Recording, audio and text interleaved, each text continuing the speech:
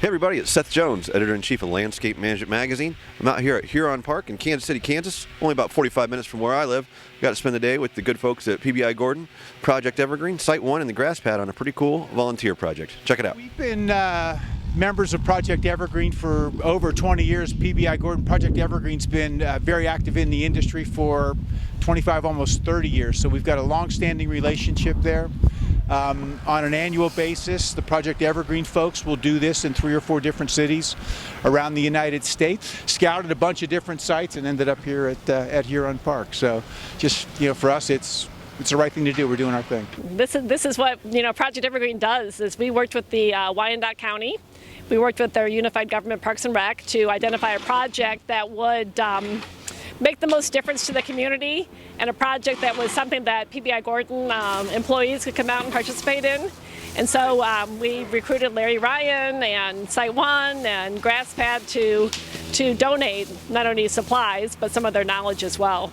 The big thing that projects like this is nobody can do this big park by themselves. So by collaborating and bringing everybody together, you can really make a difference in the environmental benefits of this park. The vision of Project EverGreen, it's actually pretty cool because it's a greener, healthier earth and happier and healthier people. And with Project EverGreen, you're sitting there making an impact in your local communities. You get to make impact in other people's communities where you can see a degraded park, just a gloomy type of situation where you get to turn it green.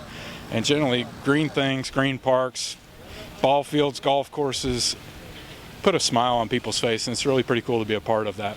They brought a whole bunch of us together for a great cause, and isn't that what it's all about? And to get horticulture landscaping in the middle of the cause, to me, is my heart, because I think it's almost as if people have forgotten the outdoors, and so anything we can do to bring people back outside, realize that it's not a hostile environment, it's wonderful, it should be friendly. You got to learn to work with nature. I mean, this park represents the lungs of the city. There's so much, cement around us and so much, traffic and buildings. So a park like this, environmentally, if it's a healthy park, the grass, the trees, the plants, helps to sequester carbon and really creates a lot of, clean air. So it's something that people in the heat of the summer can come in here for relief. They can come in here and then they get a sense of community pride by this great green space. We're nationwide. We do huge park projects and small park projects, and we work with collaborate with the associations.